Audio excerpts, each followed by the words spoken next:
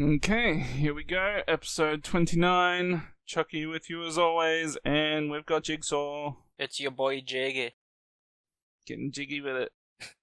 So, what have we got today? As always, an interesting lineup tonight. We are starting off with I would go as far as to say it's a bit of a modern day classic. We have Hot Shit from 2006. Then we go into a somewhat, I don't know if it's necessarily obscure, but I don't hear almost anyone talk about it. Vampire movie from 1996 titled Shadow Zone: The Undead Express. Then we go over to Kickboxer 3: The Art of War from 1992, the third of the Kickboxer movies, which we've spoken about the first two. Then a 1980 monster movie, Humanoids from the Deep. And we finish off with the, if you were to call it a remake or reimagining, Evil Dead from 2013. Okay, so we'll get things started off with Hatchet from 2006. Like I said, it's a bit of a modern day classic, I guess. So it's essentially about some college students who are out in New Orleans during Mardi Gras. They go on a tour of an allegedly cursed swamp and find out that a deranged maniac named Victor Crowley is not much of a fan of having visitors in his territory there, and he tries to tear them all a new asshole, I guess. So, yeah, I've seen this movie a few times. I didn't watch it recently in preparation for this show, so I may be a bit light on the details, but I've always found the movie to be pretty enjoyable. It is a throwback to some of the older slashers. I'd say the highlights, obviously, the kills in the movie. It's got some pretty epic kills in the movie, and in fact, one of them I would consider one of the greatest kills in movie history, I would say. It's also got some funny moments. It's still not the perfect movie ever. I mean, I wouldn't really put it above any of the best Jason Voorhees movies, you know, the Friday the 13th stuff, or any of the better Halloween movies or anything like that, but it's pretty good, at least for me. Yeah, much like you, I've seen this. I've probably seen it 3 or 4 times. I used to enjoy it more than I do now. I still think it's a decent movie. I mean, it does a lot of things right. It's a lower budget movie, but it has some fantastic gore. I personally really like the swamp setting. I always wish there was more swamp-based slasher movies, because I think the setting has such potential. And I actually think the origin of Victor Crowley is pretty decent too. It's traumatic. It's it's a tragic, solid origin, and like you said, it has sort of like a throwback feel to, like, I guess, the golden age of slashes.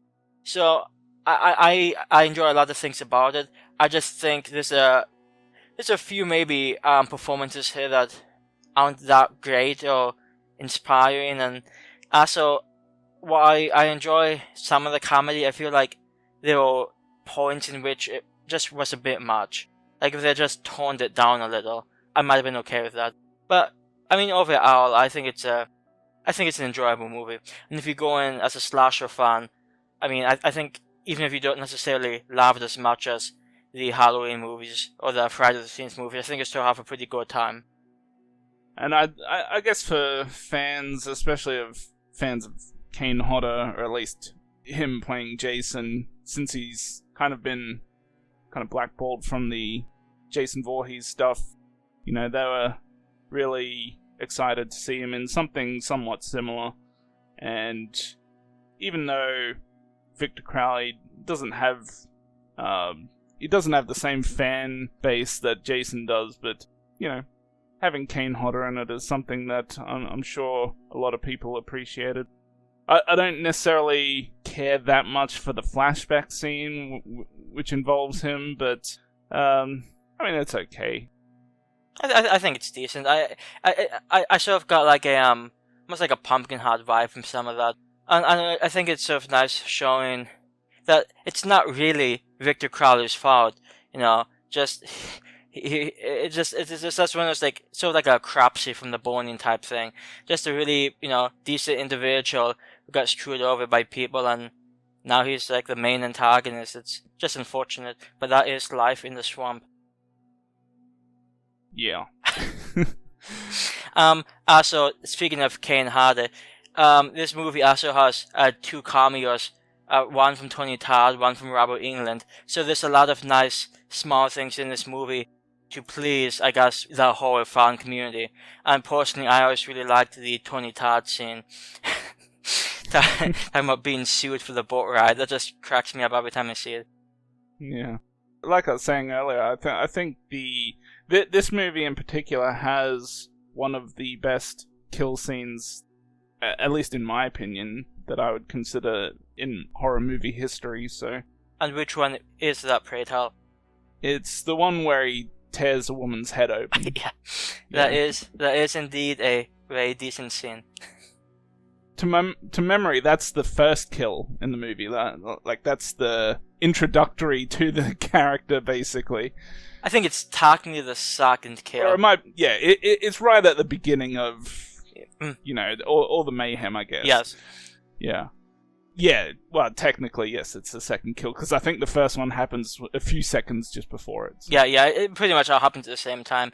You go from 9 characters to 7 characters in 5 seconds. It's beautiful. Yeah. I mean, and this movie, there is, I think, one off-screen kill, but, I mean, most of the kills, some guy gets his spine ripped out, and that's always a pretty fun scene. I mean, people get body limbs ripped off, this guy got his arms torn off. So this movie did not skimp out on the fun stuff. Another movie that I tend to feel is kind of in a similar league is Terrifier. Basically because they're both fairly low-budget movies with a lot of gory kills. Both silent maniac-type killers. Obviously, they're different in appearance, but I kind of feel they're both similar in a lot of those ways. Yeah, I think the one thing that... I actually think I like Terrifier more, but the one thing this movie has that Terrifier doesn't is sort of a background on, in this case, Victor Crowley. With we have no idea why the guy from Terrifier is doing what he's doing. Which I guess some people might prefer that, but I always sort of like the Gordo classic origin story. Well, we know it's because he's a clown and all clowns are evil. That's some solid reasoning.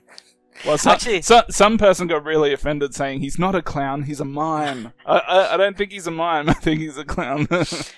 I mean, I think we can both agree that he can be a mime and a clown. Yeah. Well, anyways, we'll leave that for Terrifier discussion, but yeah. And actually, so one of the characters in this movie, there's a black kid. I think his character name is Marcus. He was the source of quite a bit of the comedy. He was sort of the funny guy, and his friend was sort of like the as thick up his ass, always sad guy. I mean, he was. He tried. I loved his awkward flirting with the I think it's Mary Beth near the beginning. It's some quality stuff. But one of Marcus's lines just cracked me up. I saw this movie about 3 hours ago or so. When he's trying to taunt Victor Crowley, he shouts out, "You look like you've been molested by wolves." I just love the completely audacious taunt, some quality stuff. And unfortunately, he doesn't necessarily have the happiest of endings, but he tried. Yeah. I was pretty happy with the comedy in the movie. Like the part at the beginning where he sees her scratching herself. Damn. And actually, speaking of which, the two, I guess, amateur porn stars, that one blonde-haired chick, God, she was something else.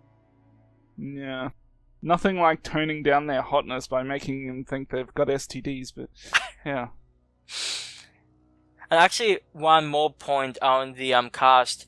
The I guess, I don't know if the straight-laced guy, sort of a bigger guy, is played by Richard Riley. I may not be pronounced exactly right, but that guy was in something over 400 movies, at least 400 credits on IMDb. And he's from my understanding, he's never starred in that much, but he's always sort of that face you see in the background. I mean, I know I've seen him in a handful of other horror movies, so it's sort of nice to see him in this one with a bit more meat to his story. Especially his interest in the the two porn stars. That just cracks me up. Out of interest, do you think Hot Shit is the best movie of the 4 Hot Shit movies, if you've seen the others? Yeah. I actually did finally see the 4th one not too long ago, and I actually thought that was pretty decent, even though it's a bit limited. I would probably say the first one is the best. It's been a while since I've seen the second and the third, so it's hard to say, but I don't think I enjoyed either of those as much as the first one, so I'd have to say, but just, yeah, the first one's probably the best. I think, ironically, I enjoyed the third one, but I don't think I cared much for the second one. Now, this side, it's been years since I've seen either one, so I'm definitely interested in seeing those when we probably talk about them in the future sometime. So, there's something for our listeners to look forward to. Yeah.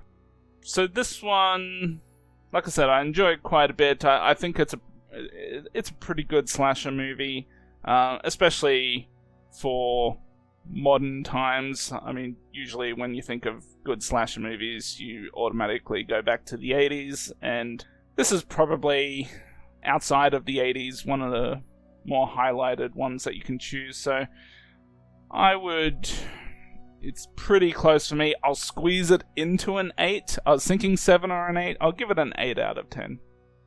Yeah, this one, when I was watching earlier, I enjoyed it quite a bit, especially for the limited budget they had going in. And I've last 3 times I've seen this, I think I've given it a 6.5 each time, and I think I'm going to stick with a 6.5. I'll round it up to a 7, I find it just a bit below average, and I think a lot of that comes from the fact that as much as I enjoy a lot of the movie, there's just maybe just a bit too much comedy, and plus the ending. I get what they were going for, but it's a bit annoying. So I think a 7 out of 10 is pretty fair. Yeah, I mean, I didn't have too much of a problem with the way that ended. Next up, we have the television movie from 1996, Shadow Zone: The Undead Express. And to, I guess, preface this is a movie based off a novel, a kid's novel. And it's a movie that's more oriented toward, I guess you'd say, younger teens as opposed to adults. It's it starts out like a cheap Tales from the Crypt type thing. And it feels like, this is my view, feels like about an hour and a half long episode of Are You Afraid of the Dark, which was a show that I watched quite a bit when I was young, and much along with Goosebumps. So it feels like a really long episode of that show, which I was completely okay with. In the movie, this kid who has divorced parents runs into a bunch of vampires who live beneath New York City, and one of the vampires wants to, I guess, experience New York, so he tries to make a deal with the kid, and there's some things going on with his friends, and it's I would very definitely say it's a horror light movie, but there's enough vampire elements in it to be of at least mild interest, especially toward the end. I mean, this is a movie that I suspect a lot of people probably wouldn't enjoy that much, but I'll just throw it on the line that I think it's a deeply enjoyable movie. And even though it's sort of cheesy and corny and like totally 90s, I just get a complete kick out of it.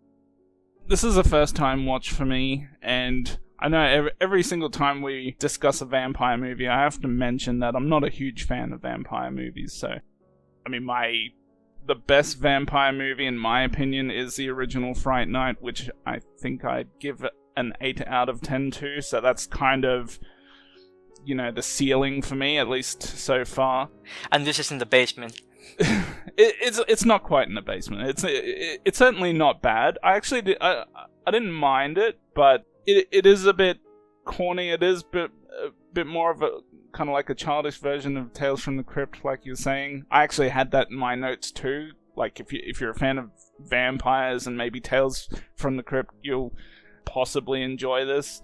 But yeah, like you said, it's a bit light in terms of violence and things you'd normally see in horror movies, so there is still quite a lot of vampire action. I think some of the characters moderately interesting, like the head vampire. He had some charisma to him. I mean, the movie starts off with a basketball scene, so immediately that catches my attention. So, any movie with a basketball montage immediately is worth watching. There's just a few things in the movie that I had to question, I guess. Like, towards the end, they're making this new deal about if he flips the switch for them. They said they couldn't flip the switch because of the light. Did I miss something that they couldn't just flip it when it's dark? Yeah, that is not a bad question, and I'll be honest, I don't quite get it either. I'm assuming there was some good reason that maybe we were not privy to. And the thing is, in addition to that, in the same scene, and I'm kind of spoiling the movie here, I guess, is that, okay, he flips a switch and you go beyond, you're going to be in the light. Isn't that going to kill you? And 5 minutes later, we see them getting killed by the sun. I think I don't know this for sure, but I think the other vampires sort of assumed it was nighttime. Okay. So I'm not quite sure. I'm assuming they trusted the leader to not take them out, during daytime. But I don't think it's made completely clear. Yeah, it just seemed a little messy. Like they needed a little more thought put into those parts. Yeah, and there's actually a few things also I want to mention for this. So the main kid in this movie is a big horror fan, and he goes to this video store, and there's like a bunch of like old school horror posters in the movie. I think the Mutations is one of them, which is a 70s horror movie, and there's a few others in there. And it's sort of nice to see these references, I guess, for one, to old-time video stores. Where, I went to stores like that all the time when I was a kid. Not quite as cool as this one, though. And it was just fun. Especially, I think the video clerk was asking the kid, hey, how about the colorized version of Eraserhead? Kid just replied that it didn't help the movie, which is very true. I can't imagine a colored version of that movie being much good. Just speaking of that video store, I took note of all the different posters outside. I was thinking, what a weird collection of posters. Like you've got like that Snake movie, whatever you want to call it, or SSSSSS, and then Evil Dead 2 next to it. Yeah, it's beautiful. And later the kids of course watch Night of the Living Dead because that's the only horror movie in the other horror movie shows. But that's a go-to public domain movie. Yeah, and I think I've mentioned in the past that usually annoys me, but this time around, I think it was okay. I can see the kid turning on late night watching that because it seems like it's the type of movie this kid would watch. And then another small note. There's a character who appears in this movie just a few times, which is the psychiatrist counselor type guy for the kid, and that guy is played by Wes Craven, which is sort of nice to see him just in a few scenes, and the ending, which is, iffy, but it's sort of nice to see him. And one other note, and this one probably would mean more to me than most people, but the main vampire guy, the charismatic type guy, is played by an actor named Ron Silver. He's not a particularly big actor, at least looking through his movies, but he was in a show that I watched called The West Wing, which is a political-based show, and he plays a recurring character. So, seeing him playing here as a sort of charismatic vampire going to the other show, and personality is pretty much the same, I found it exceedingly amusing. And I've seen this movie before, but at the time I had seen it, I didn't really know this guy. So coming back to it, I don't know, I guess increased my fun. I guess, if you're a Wes Craven fan, that cameo might do something for you. I mean, I'm not the biggest Wes Craven fan. Obviously, I like Nightmare on Elm Street, Scream's decent. But if I hear, hey, this movie's by Wes Craven, well, is it any good? Well, I just sort of like we don't see him on screen all that often. I mean, I know he has I guess a decent amount of cameos, but he's not on scene all that often. The only one I can think of off the top of my head was, well, I guess two movies, New Nightmare and I think The Fear from '95, which is pretty forgotten. So it's just sort of nice to see him. Oh, also, I'm sorry, I did have one more thing. And this is very much what you might expect from a kids themed movie. It just because you see it all the time in Are You Alone, Afraid of the Dark, or Goosebumps. But the main white kid has of course, a female friend and a black male friend. So you get some diversity thrown in there. And just to throw in some extra trials, the female friend has dyslexia, which I don't know. That's something I don't see all that often. Somebody with like a learning disability, it's not like majorly interesting, but I found it somewhat unique. And of course, that scene where he's sort of going after her for not being able to ride a payday, that was a hard bone. I cringed during that. That was difficult. Just before you go to your rating, just one other thing I'd ask you about it, because I haven't looked it up. Is this a TV movie? Because it has like a very TV movie type vibe to it. IMDb listed as a TV movie that was first aired October 27th, 1996. I'm not sure what station that would be. It's actually worth mentioning that there was another Shadow Zone movie from the following year, 1997. That movie called My Teacher Ain't My Homework, I believe. I've also seen that one. It actually has a slightly higher rating on IMDb, but I actually think this is a better movie. But that said, if you have seen this movie and you enjoyed the feel of it, you also might want to check out the other one. So, yeah, this is a movie that isn't your typical horror movie, but I had a blast with this the first time I saw it, and I really enjoyed it this time. And again, I know it may not, mean much to many people, but just seeing Ron Silver here, playing a really interesting vampire character, and even the end, you can't but respect him a bit. I think it's really interesting. I think it's amusing. I liked all the, all the exaggerated lies the kid told. Just all very, very 90s kid horror. And like I said, I grew up with a lot of that. So this is just a fun movie. And I'm giving this an 8 out of 10. Yeah, I'm going to give it a 5, which to me is not a terrible score. We just established it's a TV movie, it's a vampire movie. Those are two things that are not exactly my favorite, when we're talking about movies. So it should have been from the 1930s, just to throw in an action. Yeah, it was from the 1930s. That would have affected it even more. So, yeah, it was okay. I mean, if you like lines like "you lie like a rug," or if you have interest in watching a vampire spend some time with a little boy, like he's a bit of a pedo, like he's grooming the boy for some hot vampire action, it might also help do something for you. It was okay for a one-time watch. I can't see myself caring to see it again, though. But speaking of movies that you would see again, well, that I have seen many times.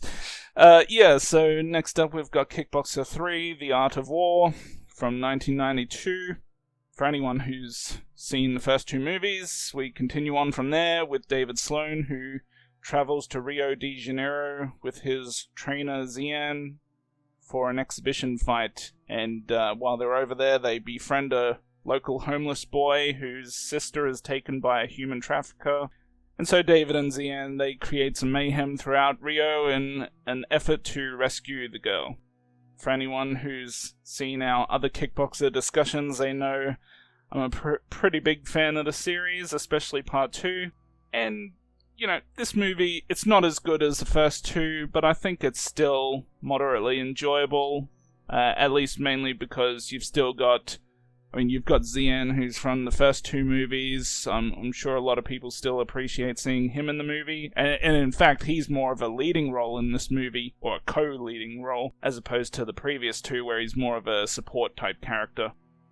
I think the main thing with this movie is that even though it does have a main bad guy, it's not the main bad guy that David fights in an actual ring. So that's a big difference to the previous two movies, because We've seen both movies. He's fighting legendary bad guy Tong Po in those, and now he goes to fighting some white dude who can't fight. So that's and obviously there's a lot more action, like gun shooting, that type of action in this movie, whereas there's pretty much none of that in the previous movies. What did you think of this one? Yeah, I thought the scene in which they sort of break into that one guy's house and like kill, I think it was the 7 people. It reminded me quite a bit of, I think it's the end of Beverly Hills Cop, where it's the same thing. They break into some guy's house, and it's the same in a lot of action movies. Go after a lot of people to get to someone. And yeah, this one had a lot more of a action movie feel than it did necessarily a whole, like, you know, kung fu kickboxer type feel. No, which I'm okay with. The movie wasn't amazing, but I had a decent enough time with it. There were interesting characters, you know, obviously, who could have hate Lane? Like I was such a dick. Especially his whole, I'm actually helping these girls, giving them a place to live. It doesn't matter that they're prostitutes. I'm feeding them. Like, talk about a despicable guy. And you know, it's fun. It's sort of nice seeing the two of them, David Sloan and Zahn, work together. It's nice. I guess the one portion of this movie I didn't care as much for was sort of like the forced training sequence. You know, it's just being like pretty much held at gunpoint and forced to do all this ridiculous, like jogging with a backpack full of rocks. I mean, talk about a bad time. No, and you know, if it was just that scene, it might have been okay. But there's like 3 or 4 other things that he's supposed to do, and it pretty much led to nothing. Like all that happened was he slept for like 15 hours, and he was, you know, mud was thrown on his body, and he drank something, and boom, he's okay. Like it didn't go anywhere. So I mean, I feel like that part was amusing at times, but it's also sort of wasted. Aside from that, though, I think the movie's pretty enjoyable, and I also like the one police officer guy. By the way, this guy has 7 guards. That would be 7 people guarding him. This guy cracked me up.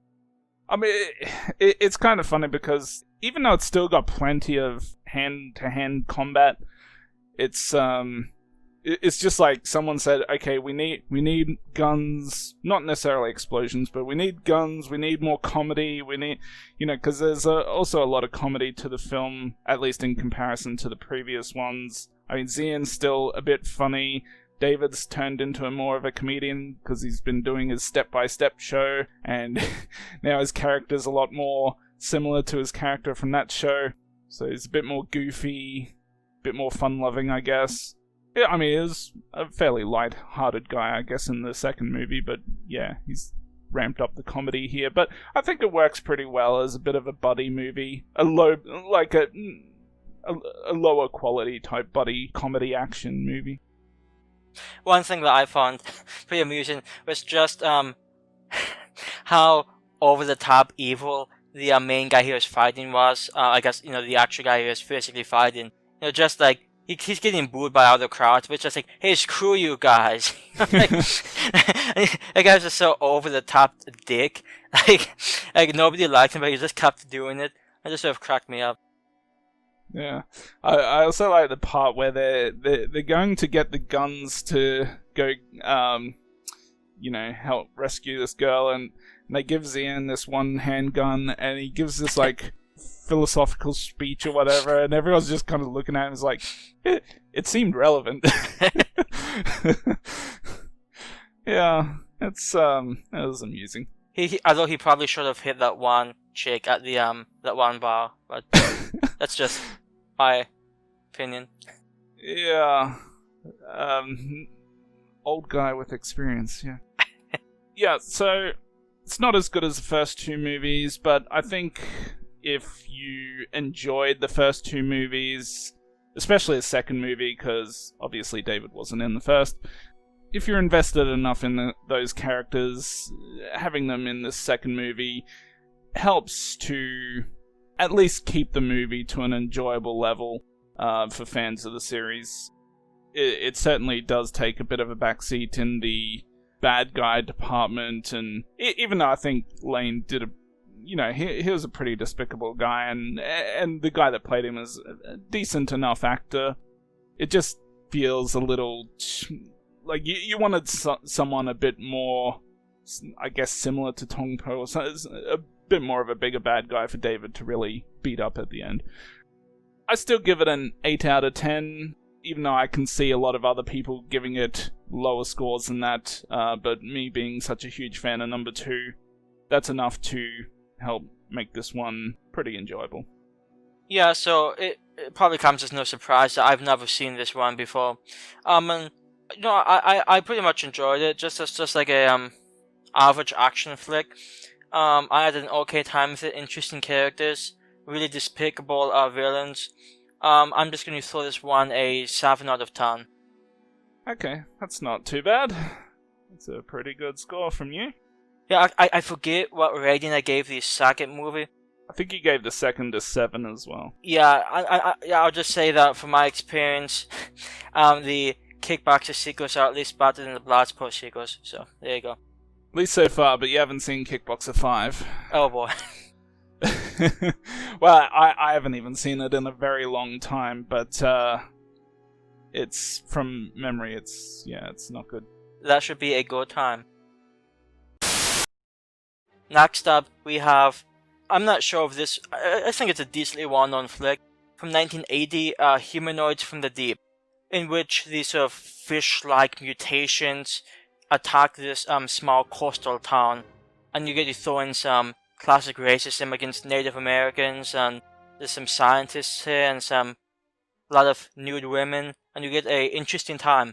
This is a movie I bought on DVD some years ago, but when I bought the DVD I hadn't seen it, so I watched it and I enjoyed it quite a bit, and watched it again yesterday, and I think it's still a pretty decent movie. It does seem almost a bit shallow. I don't know if there's a lot to it.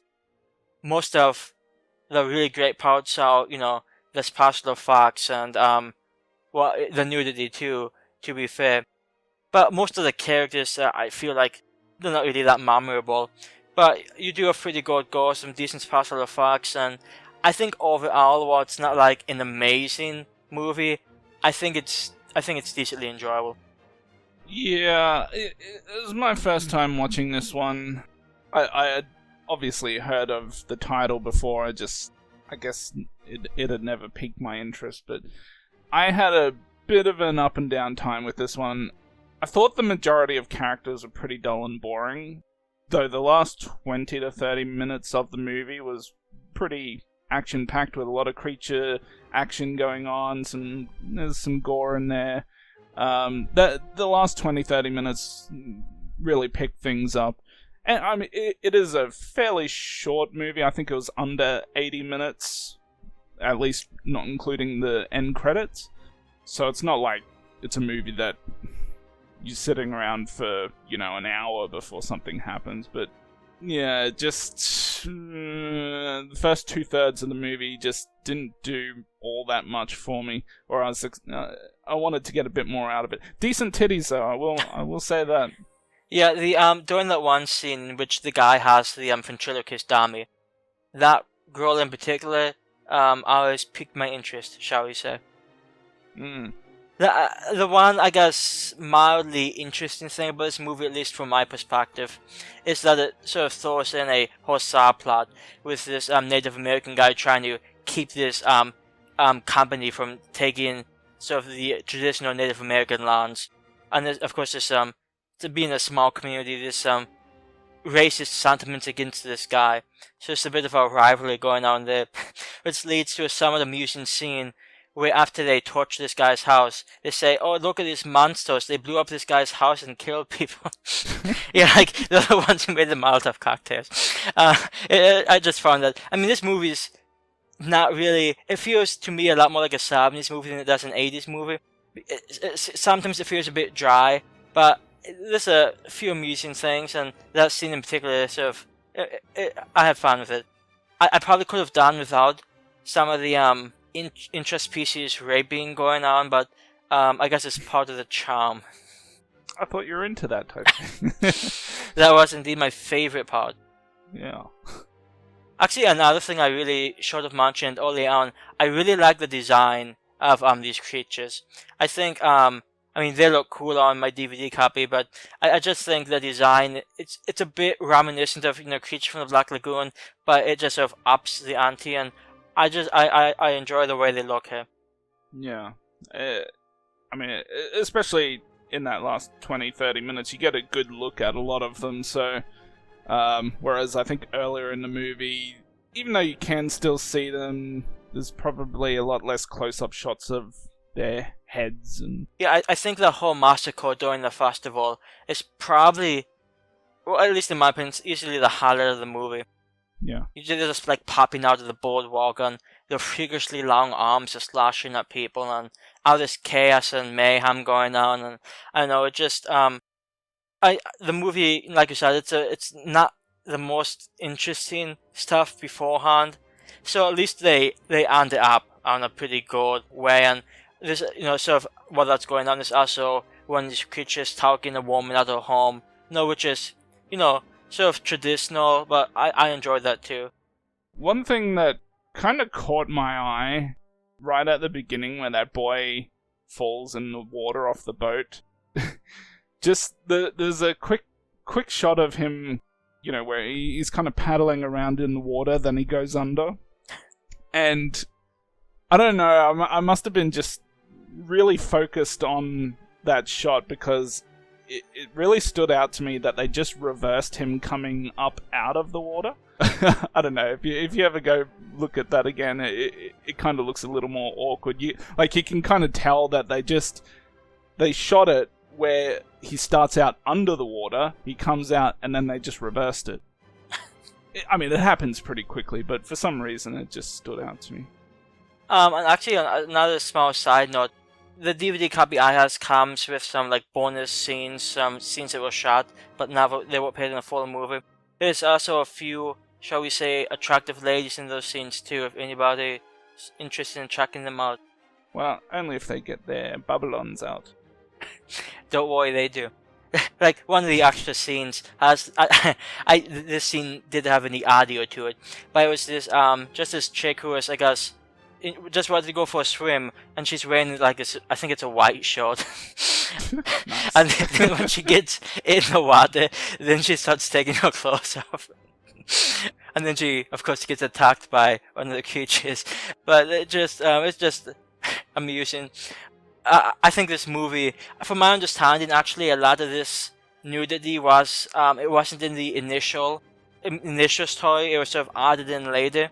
And I think the director, who is a woman named Barbara Peters, from my understanding, she was actually let go toward the end of this because she disagreed with the direction the movie was going, throwing in all this gratuitous nudity, and I think also the conclusion, which is somewhat shocking, but and they got somebody else to do some of those other scenes, which is somewhat interesting bit of trivia. I guess the only other thing that I mention is the poor dogs. Poor dogs. Yeah, I always, I never necessarily loved seeing animals. No, I know it's just a movie, but seeing animals killed in movies. I mean, that one dog, I forget the name of it off the top of my head, but the main character's dog. It seemed like a pretty nice dog, and I just feel bad for the two of them sort of following the trail of that slime stuff, and then just finding a completely, that's a pretty brutal scene actually, but finding a completely mutilated body, and then of course all those dogs on the dock, and the one that happens to be alive is the Indians guy. That's some good luck for him. That scene kind of reminded me of a more modern movie called The Watch. I don't know if you've ever seen it, but it's got Ben Stiller and Vince Vaughn, and it's a bit of a Hollywood movie. And they got a similar scene where they kind of hit an alien, and then there's some goo. They don't know what they hit, and they see some goo, and kind of similar to what you saw in this movie. And as they're touching it and feeling around with it, they're like, it's very cum-like. that's what I thought when I saw that scene in this movie. That is probably a reasonable thought. Yeah. So I think this movie, it's not an amazing movie because, like I said, it does feel almost hollow in a way. They get the special effects down, the creature design down. They have some interesting elements to the story. And of course the nudity and gore are both, pretty good. I think they could have done without that last scene, but that's just because I don't necessarily like body horror type stuff like that. I think it's a decent movie. It's certainly an interesting movie. I'm leaning toward I'm thinking a 7. I think a 7 out of 10. I was maybe thinking a higher rating, but 7 out of 10 average rating seems okay to me. Yeah, even to this day, or to this time, because I only watched it earlier today, I'm still struggling on what to really rate this. I know it's not going to be higher than a 6 for me, and because when I rate a movie, I think of other similar movies and whether I enjoyed it more, less, or about the same as those movies. And the one movie that I don't know why, but it seems to come to mind is Without Warning, which we watched a little while back. Yes. Obviously, that's aliens, it's more sea creatures, but in essence, still kind of a similar type of thing. And I think I enjoyed this a little bit more. I was just going to say, if you enjoyed Without Warning more than this, I have no idea who you are. No. I enjoyed this a little bit more. I can't remember what I rated Without Warning. I think I gave it I might have gave it a 5. Or a 4. Actually, I might have given it a 4. Look, I'm gonna give it a 5 for now. I did like the creatures, at least the close-up shots of them. It did have some entertaining parts at the end. The first 40 minutes or so, or 45 minutes, yeah, it just wasn't that enjoyable to me. Like I said, a lot of the characters just felt dull and boring to me. This is a movie where my score could potentially change to a 6. Maybe I need to watch it again, maybe another couple years later, and see how I feel about it then. But I think for now, a 5 is probably where I'm at. Yeah, I will say I think I enjoyed this one a bit more the first time I saw it as opposed to now. I think when I first saw it, I gave it an 8, and I can see why I did, but it's not quite that good. And I think a lot of people who talk about this movie, it's usually around maybe a little above average, if that. I mean, I don't see too many people calling this like a hidden gem in the 80s. Yeah, I don't really hear too many people talk about it, but my wife recently saw it, like, before I did. She actually saw it, I think a few weeks before you actually suggested for a discussion, and she tended to like it, so... Is she by any chance a lesbian? Well, she did say if she ever broke up with me, she'd probably go lesbian. That's a yes. Yeah. See, I'm that good that I can stop people from going lesbian. That is a beautiful note. We'll move on to Evil Dead from 2013, which is a remake or reboot, whatever you want to call it, of the beloved original movie. So 5 young adults head to a remote cabin for an intervention of sorts and discover a book which awakens a demonic presence in the nearby woods.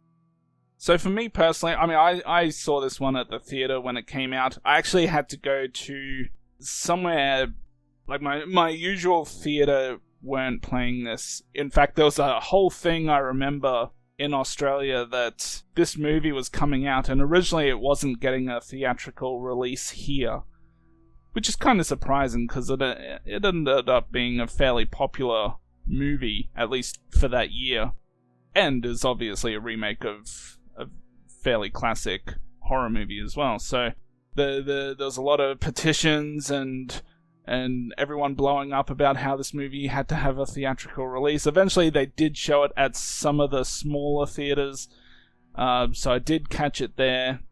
I enjoyed it well enough. I'm actually not a huge fan of the original. I think it's only okay at best. Like, I'd probably give the original like a 6 out of 10. I haven't seen it in a while, but that's based on the last time I saw it. And so I do enjoy this one a little bit more. Obviously, there's a lot more gruesome stuff going on in this one. It's really gory. There's a lot of blood splatter to be found later on in the movie. I think the one thing where it could have done a little bit better is go into more about the actual book. I mean, we get to see a few bits and pieces, and they say, okay, you know, this is happening, and this is in the book, yada yada yada. And I'm not someone who actually cares too much about the story of a movie. Like, I don't read books or anything. I don't need great detail, but this is one of those rare exceptions where I feel like I could have enjoyed the movie even more if I had some more story to it, at least in regards to the book itself. Yeah, so much like you, I'm not a giant fan of the original Evil Dead. No, I actually do think it's better than this one, but I think both movies, at least from my perspective, are below average. That said, I do like a few things about this one. The whole like sort of changing it to like an intervention to help this girl from going back to drugs, I thought it was interesting. Gives sort of like an extra, I guess, emotional element to it. Because, I mean, think about how unlucky it is. Day one, she's trying to do detox, boom, then she gets possessed by a demon. Like, that's some sucky life right there. But, I thought it was interesting. It was interesting. I really liked the design of the book. I thought that whole prop was it's such a cool looking book. And I do wish they had more backstory into it. That flashback that opens the movie didn't really do it for me. And I don't know, it just I do think the gore here is pretty good. There's some pretty painful looking scenes. So I don't really have like the ending is like literally raining blood, which it looked cool. And it really gives like the feeling of like this epic fight between, I guess, quote unquote, good and evil, when she's going against the abomination. So I definitely enjoyed aspects of the movie. It's just I've never been a big fan of like the whole possession type thing. Like The Exorcist, I just don't care that much about the whole subgenre.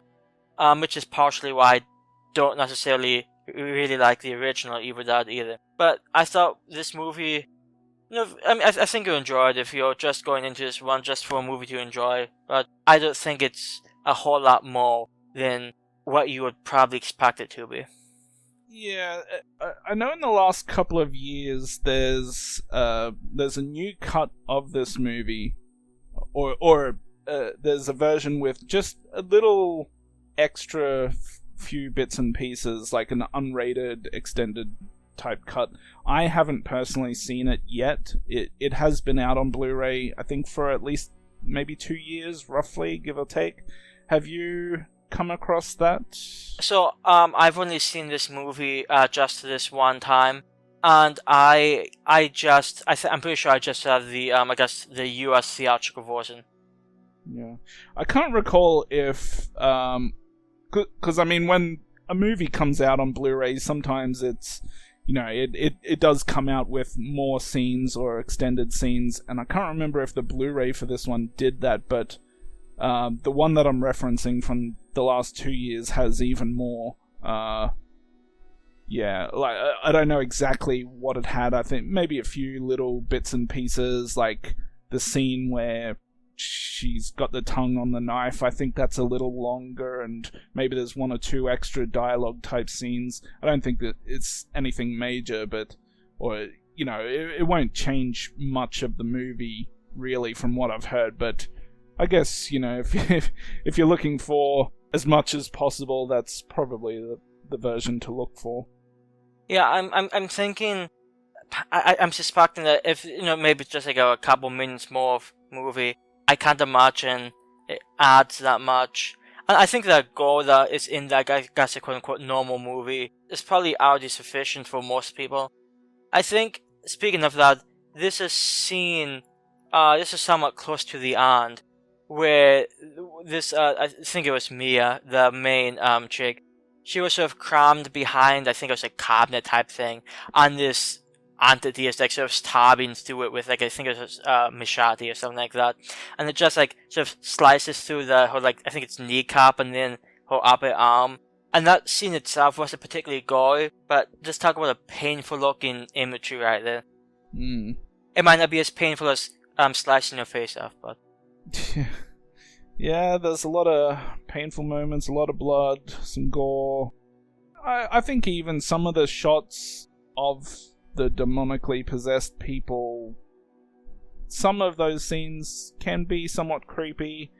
Obviously, the scenes where, Mia's sticking her head out from the basement or whatever you want to call it, those scenes are a little creepy, I guess. And even that one where the nerdy guy with the glasses, eventually he pops up out of nowhere and, he's kind of staring at you from the darkness. There's some scenes there that I thought were shot pretty well. But it does... Even though I like seeing a lot of the gory action and stuff, sometimes it just feels like that's just overshadowing other parts that the movie could have had. Like I said, just learning more about what's going on as opposed to just raining blood everywhere. Yeah, some backstory would have been nice. Speaking of which, did you see... I mean, I personally think this was pretty much pointless. But did you happen to catch, like, the, I guess, quote-unquote, after-credit scene? I did eventually. When I was at the theaters, I didn't stick around for it. And in fact, I don't think I was aware of it. But then someone told me kind of later on, I was like, damn, I should have stuck around. To be honest, I kind of hate when movies do it because I always feel pressured to leave the theater before the credits finish. Yeah. Like, you kind of feel like a bit of a weirdo for sitting there 3 minutes into the credits. Anyways, so eventually I did see it, and then I was kind of glad because it's just like Bruce Campbell looking at the camera saying groovy or something, isn't it? Yeah, it's like I said, I think it's... I mean, I get why some people might be like, oh my god, it's Bruce Campbell, but it doesn't add a single thing to the movie. Yeah, after I saw it, I was like, well, actually, now I'm not so bothered by missing out on seeing that part. Yeah, maybe it does something for people who are huge fans of the Evil Dead series, but for me, like I said, the original's not like a favorite of mine, so it really had no effect on me. Yeah. And I guess one more positive thing I wanted to mention about this movie, and this might be more of a basic type thing, but I really did like the setting here.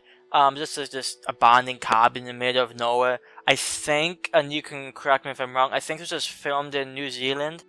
And I don't know, I just sort of liked the sort of foresty environment around it.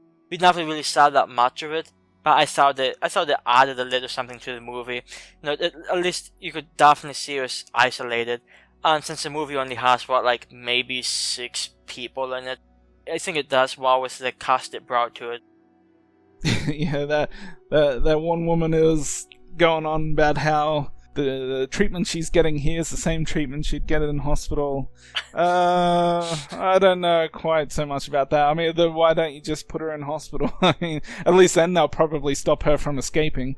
Yeah, I had to say, that scene when she was sort of standing under that stupid hot shower, that looked a bit painful. Yeah. She got so offended when she was mistaken for a doctor. Yeah. Yeah, that sounds about right. Yeah, so not a huge fan of the original, so I did enjoy this a little bit more than that.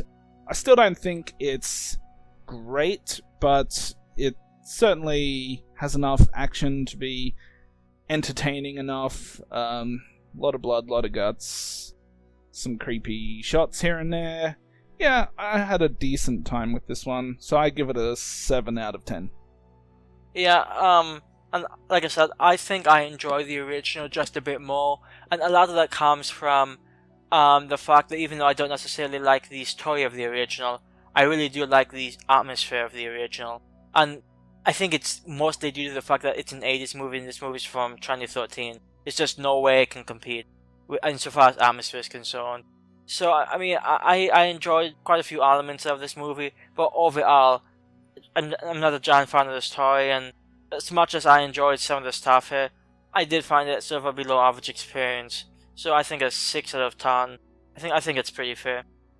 You know, one thing that I will say is, I haven't researched, I haven't looked around for this, so maybe it does exist, but I'm very surprised if they haven't made like a porno spoof of this movie.